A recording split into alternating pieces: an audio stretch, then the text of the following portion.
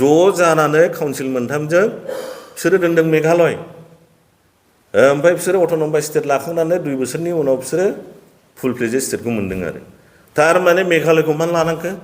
मेघालय लानाय लोगो लोगो नोंने 6 शिड्युल मोनथामबो नोंने सिकिउर थाफिनबाय जुदि जाथिगत जयन्तिया खासि गार'नि नामै बियोब्ला स्टेटबो जाया आरो बे अट'मेटिक डिनाउन्स जाहैजोब्बाय जायनि जुनै बिसोरो नामाकरणखौ सोलायनानै ज' रायलायनानै काउन्सिल मोनथामजों बिसोरो बिदों मेघालयनि मानिया जाहैबाय नोङो बादलुंखि रायजो जोमैनि रायजो स्काइलेण्ड बेखौ आं दाखालिबो प्रसार खालामदों थिग मणिपुरनाबो सेम मणिपुर स्टेट जानायनि सिगां उख्रुल तामिलनां बेफोर अट'नमास गोजामोन काउन्सिल बिसोरो ज' मिलायनानै काउन्सिलफ्रा मा खालामबाय मोनसे मणिपुरनि नामै प्रजेक्ट खालामबाय दाना काउन्सिलाबो थाबाय सेफ ओमफ्राय बिसोरो रायजोबो मोनबाय दा बे रोखोम आरोखि जों ओंखायनो होनदों दुवारान्चल रायजो बियोब्ला जोंनि 6 शिड्युला थायो बिटिआर बिटिसि जिखि दङ जों बे थायो जोंना डाबल एडमिनिस्ट्रेटिभ मोननो थांगासिनो दङ मोनसेया नोङो काउन्सिलनि मोनसेया फुल फ्लेजेड स्टेटनि दुवारान्चलनि जायनि जुनै जोङो बर'फोरखौ होनगासिनो दङ बुजिनांगौ दं अनेक खोथा दङ ओंखायनो बिसोरो थांनाय बारावथ' रायलाया मारैनो बिसोरो बनसु दानानै गोदान लामाजों थांबाय खिन्थु जोंथ' नुहरथारबाय जे बड'लेण्ड स्टेटआथ' जाया मोनसे जाथि कमिउनिटिनि मुङै जायनि जुनैनो जोङो नैबे दुवारान्चलखौ जन्म होनानै दा प्रत्येक जाथि कमिउनिटिखौ ज' आवगायनो सानदों आरो जोङो 100% जोङो रायजोखौ जेरैखेलाबो मोनगोन आरो 2027 जानुवारि 2020 नि उनावहाय कमप्रिहेन्सिभ फाइनाल सल्युसन जाखांनायनि उनाव बड'लेण्ड स्टेट डिमान्ड हुदा जोङो सालिजारि खालामजोबनानै मोनसे गोदान रोखोमै दुवारान्चल होननाय नामाकरणजों जोङो रायजो राजाफोरखौ प्रसार खालामबाय थादोंमोन दा बिनि फलस्वरुपै दिनैहाय जोङो डिस्ट्रिक्ट कमिटिखौ दाफुंनाय जाबाय बे दुवारान्चल रायजोनि जे जोंनि हिस्ट्रि बेकग्राउन्ड दङ जों आगोलनिफ्रायनो बुंबाय थादों जे दुवारान्चल एलेखाया जों जे बे एलेखायाव जे जोङो रायजो जानानै दङ बियो एक्चुअलि दुवारान्चल एलेखानिसो हा बा जों बे दुवारान्चलनि बासिन्दाफोर बे एलेखाया जाहैबाय नोङो बेंगल तिस्तानिफ्राय स्टार्ट जायो ओमफ्राय नोङो सौदिया फ्रन्टियार ट्रेकसिम आरो बेहाय नोङो 18टा दुवार दं बेंगलनि संकस दैनि हरैहाय पश्चिमि दुवार होनो ओरै माने सानजा दुवार सोनाब दुवार सानजा दुवार बे दुवारफोरखौ लाजोबनानै जोङो फ्रन्टियार ट्रेक माने मा होनो सौदियासिम हरैहायबो आरो दंबावो जे माखासे लेखाया जोंनि सारिदुवार बालिपारा बियो तिब्बत दुवारसाव गोलैयो बेखौ लाजोबनानै जोङो जे जोंनि आइडेन्टिटि जोंनि जे जारिमिनारि जे जोंनि जे रायजो जानायफोरनि हिस्ट्रि बेकग्राउन्ड बेफोर गासिबो डिस्टिंक्ट भाबै लिरनाय दङ बियो नोंथांमोना नायनो हागोन 1865 निफ्राय बे एलेखाखौहाय 1864 आव भुटाना ब्रिटिशफोरजों जेननानै बे एलेखाखौ मथा-मथि 83 स्कुवार किल'मिटार गुवार आरो बे एलेखाया बे एलेखाखौ भारतनो ब्रिटिश रिजिमनि टाइमाव सामिल खालामना होदों फैयै फैनानै बियो नोङो 1947 सिम बे एलेखाखौहाय ब्रिटिशफोरानो सालायबोयो आरो बेनि उनावहाय नोंथांमोना मिन्थिगोन 1949 आवहाय मोनसे मार्जार एग्रिमेन्ट जादों भारत स्वाधीन जाखांनायनि उनाव माने 1949 आव गते भारतनि जेसेबां राजाफोर दंमोन आरो प्रिन्सलि स्टेटफोर दंमोन बेखौ मार्जार खालामदों दा जोंनिबो बहाय दुवार्स एलेखाया 1949 आव मोनसे मार्जार एग्रिमेन्ट जादों भारत सरकारजों दा जोंना खाफाला गाज्रि जोंनिफ्राय रावबो प्रतिनिधि गैयामोन बा जोङो बहाय नोङो बे एलेखानि जायफोर माने साक्सेसरफोर दं रावबो डिमान्ड खालामाखै नोङो 1949 आवहाय कुचबिहार नोङो मार्जार जादों 1949 आवहाय त्रिपुरा मार्जार जादों प्रिन्सलि स्टेट नोङो मणिपुरबो बेबो राजाबो सामिल जादों बिदिनो भारतनि गोबां राजाफ्रा 1949 आव सामिल जादों थारमाने कुचबिहार मार्जार जादों मोनसे 1949 आव नैबे सिनसुला ट्रिटियाबो नोंनो फैयै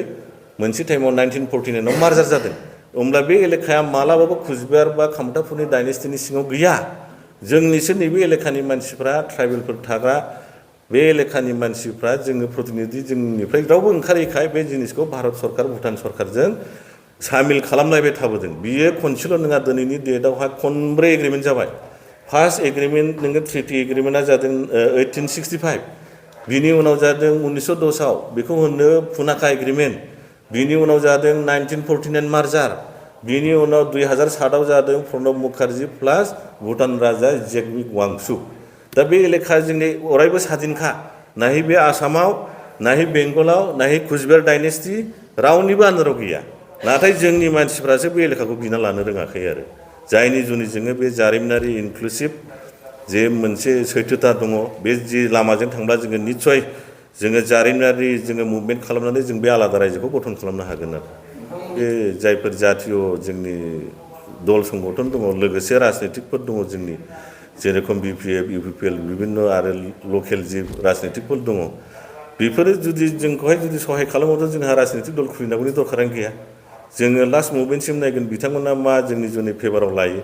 जुदि बिथांमोना जुदि गनायाबा निस्सय परबर्ती टाइमाव सिन्था सरसा खालामनांगोन आरो बे एलेखानि मानसिफोरनि अबस्थाया दा जि दङ बिनि दुइ गुन गाज्रि जाहैगोन ओंखायनो जोङो बे समाय थासेयावनो भारत हादोराबो दा गोदान गोदान रायजो दानायनि प्रसेस खालामगासिनो दङ बे टाइमाव जुदि जों बिगना लानो रोङाब्ला जोंनि बे 6 सिडुल एलेखा बिटिसिनि भबिष्यतआ बिराद अन्धकार आरो जायनि जुनै जोङो माने जेरैखियालाबो आलादा रायजोखौ नांगौ बे ब्राह्मणफोरनि बा खारै जाग्राफोरनि सिङाव जों थानो गोसो गैला आरो लोगोसे आं मोनसे खोथा गोसोखांबावबाय दाखालि जन इंथि खातार सार फैदोंमोन बिथाङा होनदों आर्टिकेल 3 ओमफ्राय 6 सिडुल एलेखा बेखौहाय जोंनि मानसिफ्रा बुजिदोंना बुजियाखिसै जुदि जोङो बड'लेण्ड स्टेटनि नामै जोङो आवगायबाय थायोब्ला जोंनि मोनखानाय बिटिसि बिटिआरखौ जोङो डिनाउन्स खालामनाय जायो थारमाने नोंथांमोना सानगोन नामा बिटिआर बिटिसि बड'लेण्ड स्टेट बिदि फैगोन नामा जोंनि नामा रायजो मोनोबा बिदिथ' फैया नोंनि जागोन बड'लेण्ड स्टेटसो होमब्ला नोंनि बिटिसि बिटिआरआ गासैबो डिनाउन्स जाजोब्बाय मोनसे जाथि कमिटिनि नामैथ' नोङो डाबल स्टेटास ट्रिपल स्टेटास मोना होमब्ला नोंनि आर्टिकेल 3 मथे रायजोआनो जाबाय दे जायोब्ला नोंनि काउन्सिला मोनसेबो स्टेटासानो थाला समस्ति निर्धारन ट्राइबेलफोरनि रिजार्भेसन नोङो सिट खालामनाय नोङो एमएलएनि रिजार्भेसन एमसिएलएनि रिजार्भेसन बे मोनसेबो थाला होमब्ला इन जेनेरेल जाहैबाय जायनि जुनै जोङो होनदों दुवारान्चल नामै जुदि बिनो थाङोबा नोंनि 6 सिडुल एलेखाबो थायो बिटिआरबो थायो बिटिसिबो थायो मानोना बेवहाय गोबां सेक्रिफाइस मुंख्लंफोरनि माने दामावसो जोङो बे जिनिसफोरखौ मोनदों जुदि नोङो आर्टिकेल 3आव ट्राइबेलनि रैखा कबचनि बाथ्रानो गैयाब्ला होमब्लाथ' जोंनि अबस्थाया 300निफ्राय 3 गुन जागोन जायनि जुनै जों बेखौनो होनदों रायलायनांगौ दं सावरायनांगौ जे जोंनि मोनखानाय जोंनि सेफगार्ड बुलेटप्रुफ बादि हा फानलाय बायलाय हायै बेफोरो जुदि रैखा कबच होफिननो हायोब्ला जोङो रायजो मोननायजों लोगोसे आरो जुदि बड'लेण्डखौनो जोङो कन्टिनिउ खालामोब्ला बे अट'मेटिक डिनाउन्स बे गैला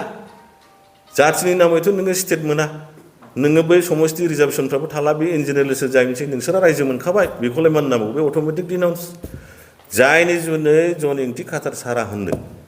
जे आर्टिकेल 3आव ट्राइबेलफोरनि रैखा कबचनि खुनु बाथ्रा गैया ओंखायनो बियो होनदों 6 सिडुल एलेखाबो थानांगौ रायजोआबो नांगौ थारमाने नोंथांमोनखौ आं मोनसे जिनिस खोन्थानोसै 1952आव जइन्ट खासि गार' जइन्टिया गार' खासि हिल्स बिसोरो अट'नमास मोनदों 6 सिडुल संबिधानफोरखौ फरायनो हागोन नोंथांमोना नायनो हागोन फैनानै 1970आव बिसोरो नामाकरणखौ सोलायदों ज' जानानै काउन्सिल मोनथामजों बिसोरो दोनदों मेघालय ओमफ्राय बिसोरो अट'नमास स्टेट लाखांनानै 2 बोसोरनि उनाव बिसोरो फुल फ्लेजेड स्टेटखौ मोनदों आरो थारमाने मेघालयखौ मानो लानांखो मेघालय लानाय लोगो लोगो नोंनि 6 सिडुल मोनथामबो नोंनि सिकिउर थाफिनबाय जुदि जाथिगत जइन्टिया खासि गार'नि नामै बियोब्ला स्टेटबो जाया आरो बे अट'मेटिक डिनाउन्स जाहैजोब्बाय जायनि जुनै बिसोरो नामाकरणखौ सोलायनानै ज' रायलायनानै काउन्सिल मोनथामजों बिसोरो बिदों मेघालयनि मानिया जाहैबाय नोङो बादलुंखि रायजो जोमैनि रायजो स्काइलेण्ड बेखौ आं दाखालिबो प्रसार खालामदों थिग मणिपुरनाबो सेम मणिपुर स्टेट जानायनि सिगां उख्रुल तामिनलां बेफोर अट'नमास गोजामोन काउन्सिल बिसोरो ज' मिलायनानै काउन्सिलफ्रा मा खालामबाय मोनसे मणिपुरनि नामै प्रजेक्ट खालामबाय दाना काउन्सिलाबो थाबाय सेफ ओमफ्राय बिसोरो रायजोबो मोनबाय दा बे रोखोम आरोखि जों ओंखायनो होनदों दुवारान्चल रायजो बियोब्ला जोंनि 6 सिडुला थायो बिटिआर बिटिसि जिखि दङ जों बे थायो जोंना डाबल एडमिनिस्ट्रेटिभ मोननो थांगासिनो दङ मोनसेया नोङो काउन्सिलनि मोनसेया फुल फ्लेजेड स्टेटनि दुवारान्चलनि जायनि जुनै जोङो बर'फोरखौ होनगासिनो दङ बुजिनांगौ दं अनेक खोथा दङ ओंखायनो बिसोरो थांनाय बारावथ' रायलायाखिसै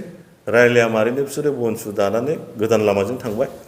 खिन्थु जोंथ' नुहरथारबाय जे बड'लेण्ड स्टेटआथ' जाया मोनसे जाथि कमिटिनि मुङै